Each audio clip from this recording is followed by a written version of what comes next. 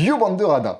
Aujourd'hui on se retrouve pour une vidéo où je vais essayer de vous donner quelques astuces qui m'ont permis d'évoluer un petit peu au niveau des courts-métrages. Allez, c'est parti!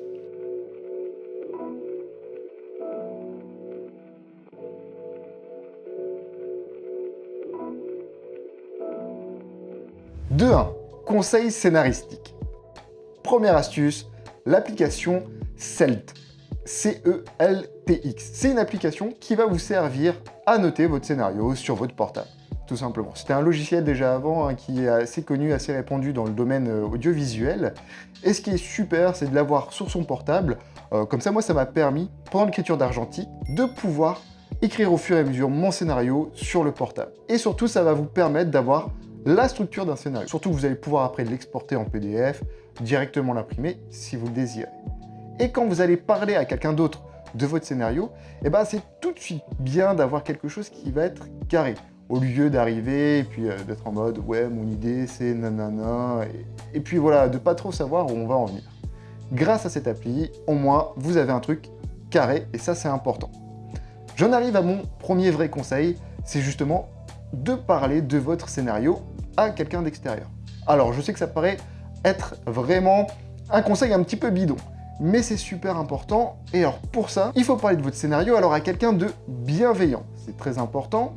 Et surtout, quelqu'un qui va vraiment remettre en cause votre scénario. Ça veut dire que par exemple, moi je me suis posé avec Flo pour Argentique, et lui m'a posé des questions. Il me dit, mais pourquoi ce fantôme reviendrait? Quel est le rapport avec l'appareil photo? Et vraiment, en me posant plein de questions comme ça m'a permis de reconstruire et de venir alimenter encore plus le scénario. Même si ça ne se ressent pas dans le court-métrage, ça va être important quand vous allez en parler à vos acteurs, par exemple. Au moins, les personnes qui vous entourent vont pouvoir vraiment comprendre de A à Z l'histoire. Deuxième astuce, ça va être de rythmer votre scénario. Alors, je vous mets un petit schéma et voilà, je vous laisse aller sur Internet chercher les infos de vous-même.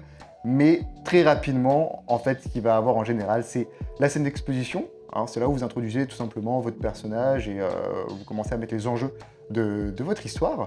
Ensuite, vous allez avoir un élément perturbateur, ce qui va faire poser question à votre personnage principal, et ce qui va justement mettre sur, qui va en tout cas conduire à d'autres nœuds dramatiques. Hein. Donc en court-métrage, déjà si on met 2 autres nœuds dramatiques, c'est déjà pas mal, ça va déjà bien remplir votre histoire. Et puis on va finir par un climax, le climax avec la conclusion à la fin, donc on finalise l'histoire.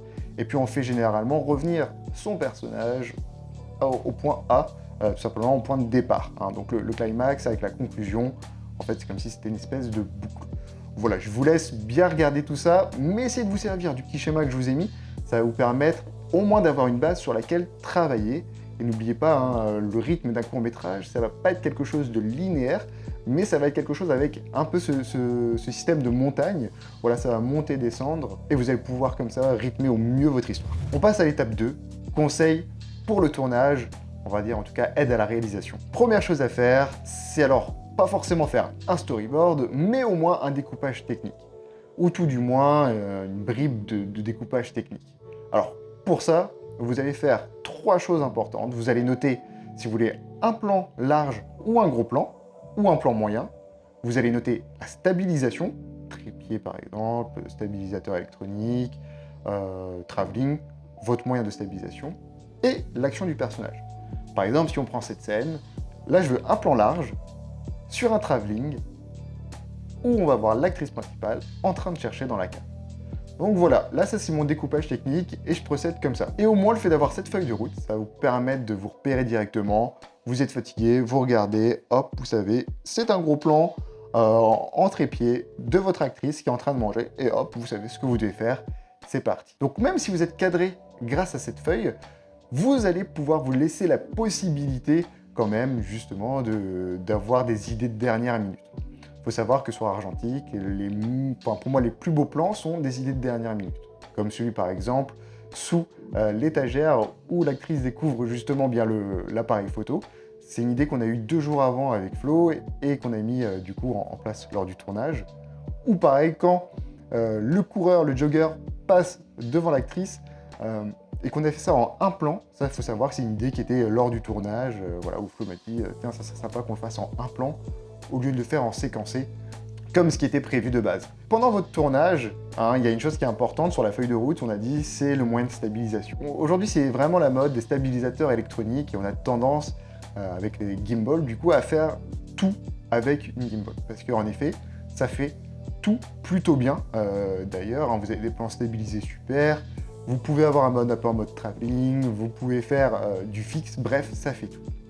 Mais le fait de ne pas se poser, justement, de faire tout rapidement avec un seul outil, et au final, vous allez peut-être un peu bâcler. Essayez de prendre, si vous voulez faire un plan fixe, de prendre votre trépied, de prendre le temps de le poser, de bien vérifier votre cadrage, de bien le faire. Vous allez voir, votre plan fixe avec trépied va être 10 fois mieux qu'avec votre gimbal. Et puis aussi, aujourd'hui, tout le monde fait avec son stabilisateur électronique. Et du coup, si vous faites pareil, vous allez vous retrouver avec un produit qui est très similaire. Troisième étape où je vais vous donner des petites astuces, ça va être la post-prod. Un truc qui m'a vraiment aidé avec Argentique, c'est qu'en fait, j'ai laissé Flo faire l'ours du montage. Alors, faire l'ours, en fait, c'est simplement faire un premier montage, on va dire, avec vraiment les bases, histoire d'avoir quelque chose qui va être déjà regardable. Et moi, ça m'a permis d'avoir au premier coup d'œil, de savoir, ok, cette séquence fonctionne nickel, cette séquence fonctionne pas parce que ceci, parce que cela. D'habitude, c'est moi qui fais l'ours et puis qui fais ensuite le montage directement. Et quand on a la tête vraiment dedans, on va pas vraiment s'apercevoir des bugs et voilà, on va faire l'ours, on va faire le montage et puis on va se dire non, si, c'est bien, ça fonctionne. Alors que là, le fait qu'il le fasse, j'ai pu vraiment avoir un recul qui était nickel. Deuxième petite astuce, au niveau de la post-prod, faites attention au son. Et surtout, en particulier au bruitage. Alors, si vous avez un enregistreur externe, parfait, refaites les scènes, tout simplement en enregistrant le son. Si vous avez que votre caméra et que le son de la caméra, pas de souci, refaites la même scène et rapprochez par exemple la caméra de la porte s'il y a un son de porte à prendre, comme ça pour avoir le son au plus proche de votre caméra et avoir la meilleure qualité possible. Voilà, c'est tout pour cette vidéo. Il y a tellement de choses à dire en fiction, j'ai essayé d'être le plus concis possible, en espérant que ces petites astuces pour vous servir également pour vos courts-métrages, vos fictions.